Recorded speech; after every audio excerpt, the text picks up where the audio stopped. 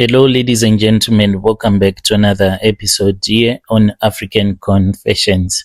The following confession that you're going to be listening to, it comes from a message that one of our brother, who is our regular listener from that other channel where I share Shona Confessions, he told me that at the place where he's staying in Joburg, the owner of that house is from Malawi. He does not know really where he came from. Sometimes he has the habit of losing his memory and he wished to return back to Malawi. And he said that he was going to give the old man his phone so that the man can record. So this is a translation. The message, it reads like this. My brother Nanshi, can you hear me? My tenant, the young boy from Zimbabwe, he is holding the phone for me. I don't know how these things work. I don't know what YouTube is, but I need someone to speak with. I need to speak with someone. If you can find someone that might be from Malawi, that might help me so that I can return back home before I die. I feel as if I am about to die. My real name is called Isaac. I came to this country, South Africa, in the late 80s. I was a young man then, and when I came here, I went straight to the mines. I came here with my big brothers.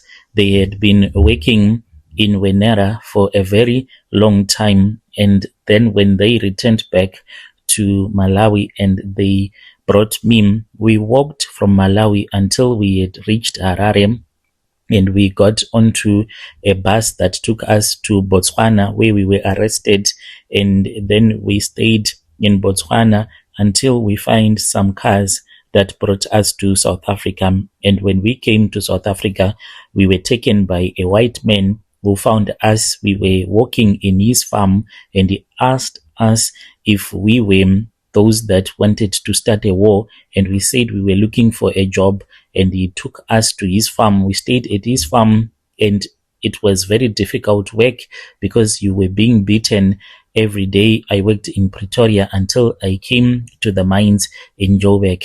And when we were working, we were staying at a hostel. I was someone that knew what he wanted in life. I did not smoke. I did not drink. Both of my brothers, all of them, they moved from the hostel and we lost contact. My brother, he went to Eastern Cape with his wife. Then the second born in the family, he went to Durban. That was where he was staying with his wife there. I don't know if they are still alive.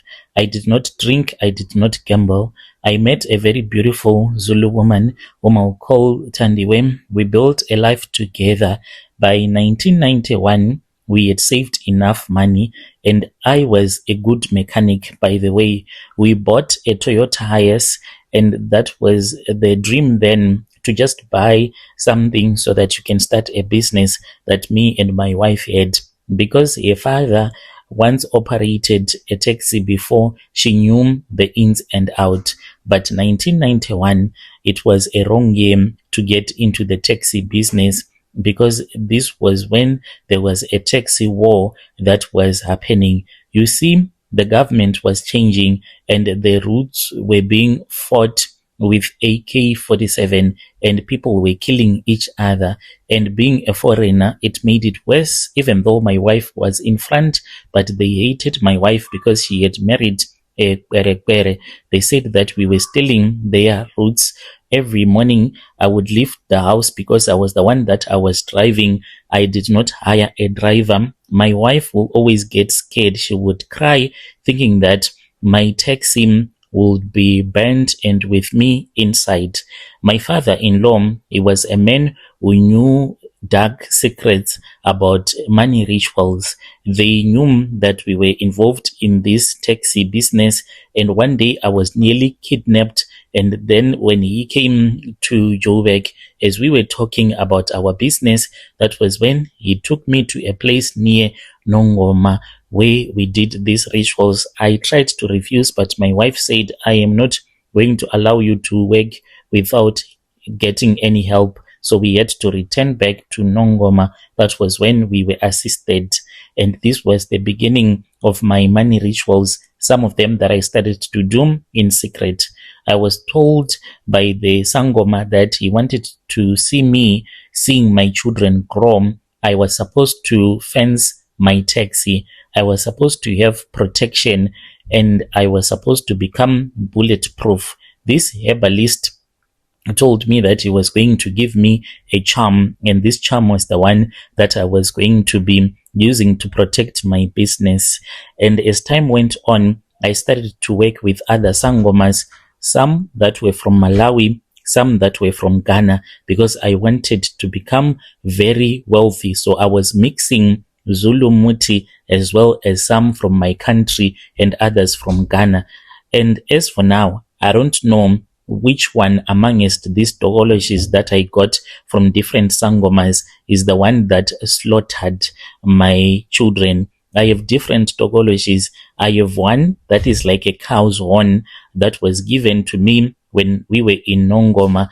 It is full of blood inside, and it has some oil that is always coming out of that cow's horn.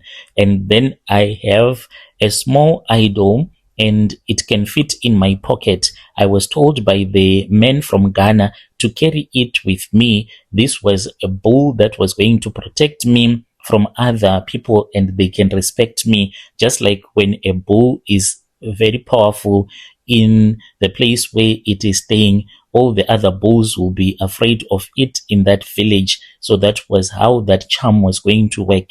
And I lost that idol. I don't know where it is right now.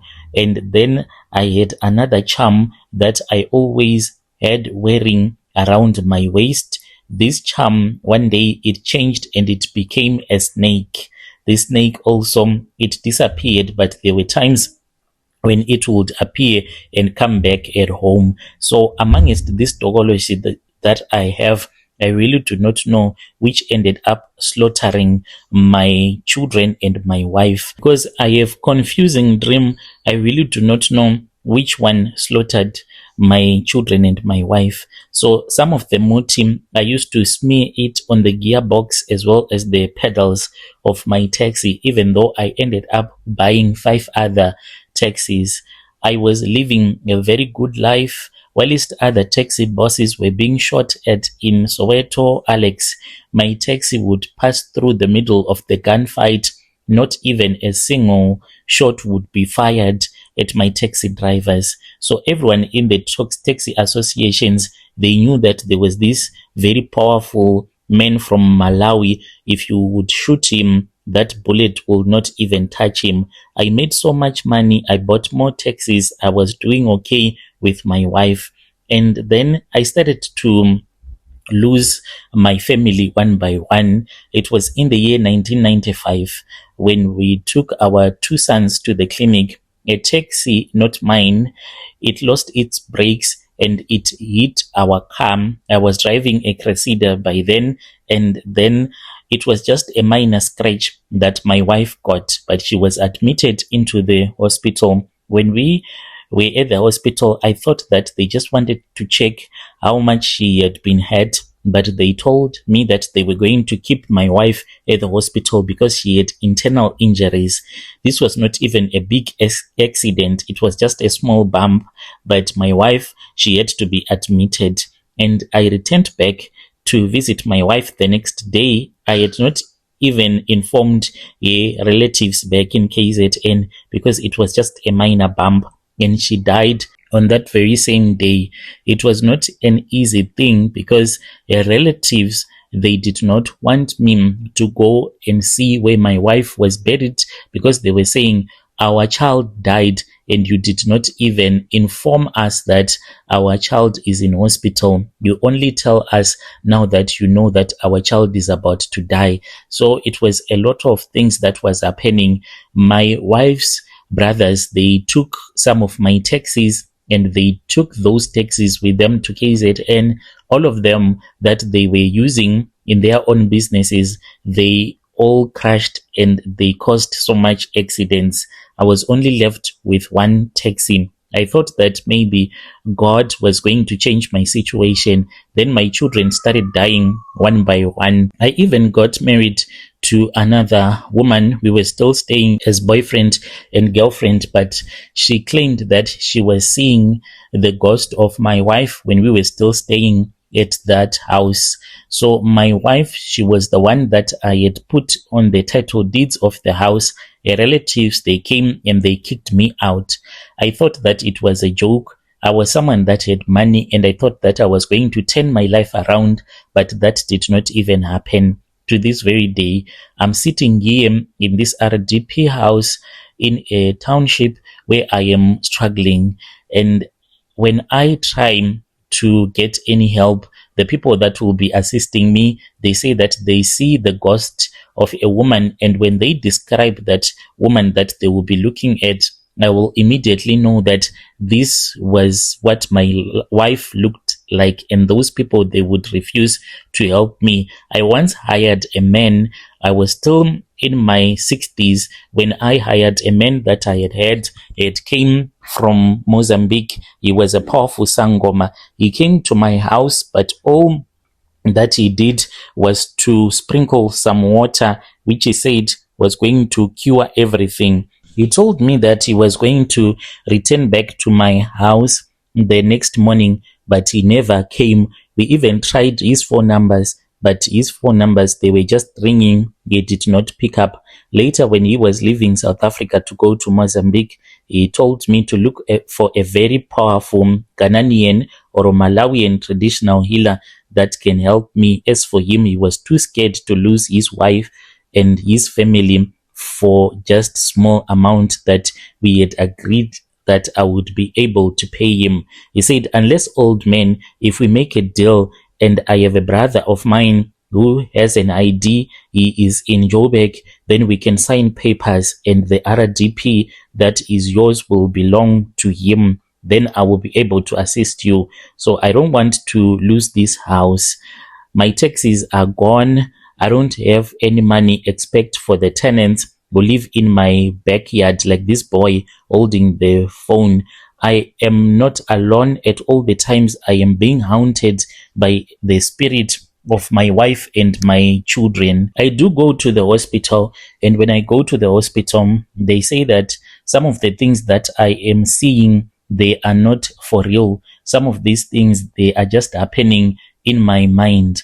But let me tell you the part that scares me a lot, why I do not sleep at night. Usually I sleep outside, just sitting. Some of the people, they think that I am a witch because I don't sleep indoors. We do have a broken down car here in my yard that was left by another Zimbabwean mechanic. I sometimes sleep in that car. I just pray to God that I am not going to be bitten by a snake, because one day we once saw a snake in that car. Sleeping in the house, it is not a thing for me, but to sleep in this crap. I have a tokoloshi. This tokoloshi, it is very violent and it is gay. It claims me as if I am its wife. It has been like this for years, ever since my wife was still alive, but I just kept quiet. It is very aggressive. It does not bring me money. It does not protect me. It eats my food. If I buy a 5 kg of millimil, within 2 days, I stay alone, that millimil will be gone. And if the millimil is finished, and if I do not buy another packet of millimil, then it will beat me, saying that I am starving it to death. I am supposed to feed it because I am the wife and it is the husband. It waits for the sun to go down. Every night when I try to sleep in my bedroom or in my RDP, in any room, when I feel that my eyes are getting heavy and I want to sleep, I will feel a sharp pinch on my eyelids. It won't let me sleep. It wants me to be awake for what it does next. I wake up every morning. When I wake up in my house, my body will be feeling so much pain, and I am losing my memory because of this tokoloshi. I have even forgotten my own people in Malawi. I try to remember the name of my village, but all that I get in my mind is Lake Malawi. I don't know anymore because the tokoloshi, it is wiping my mind. It wants me to have no past, to have no future. There are other people that think I am crazy. I don't own anything. I thank this Zimbabwean boy for helping me, because if it was not for him, I don't know who else was going to assist me. Most of the people that are now staying at my house, it is because of him. He looked for other Zimbabweans to come and stay at my house. Other local South Africans, they did not want to stay at my house. One would come and get a room, and when they would wake up, they would see me sitting outside. They would say, "This old man, he is a witch." I am not a witch. I used to be a big businessman, and I was a hard worker by the mine. The white people, they loved me because I never fought with anyone in the hostel. Even if the other people would fight with me, I would resist, go and sleep somewhere else. At work, I ended up being the supervisor because other people that I was working with, including my brothers, if it was on a fortnight when we would get paid, my brothers and other workers, they would go to the shabin and drink maybe from Friday until Monday, Tuesday, then come back to work on Wednesday. But I'll be always be there at work. So my bosses, they loved me quite a lot. But when I tell someone who does not know that this was the life that I used to live in the 90s, they would think that I am lying. I had a very beautiful Cressida that when I would be driving around the locations, people and women would always be looking at me. But now, because everyone thinks that I am a witch, there is no one that wants to get close to me. I am just surviving. I don't know what will happen if this young boy say that he wants to return back to his country, and other people that I am keeping at my house.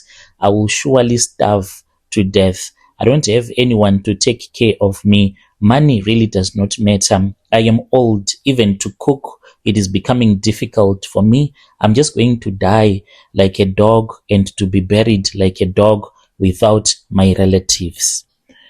Dear listeners, right there was a translation of a message that was sent to me by our brother right there, who is saying that he is from Malawi, and one of our listener from the other channel where we share the Shona Confessions came and said that there is this man who says that he is from Malawi. I've been staying at his house for a long time. Everyone in the location say that he is a witch, but he told me his story and he said that he is not a witch.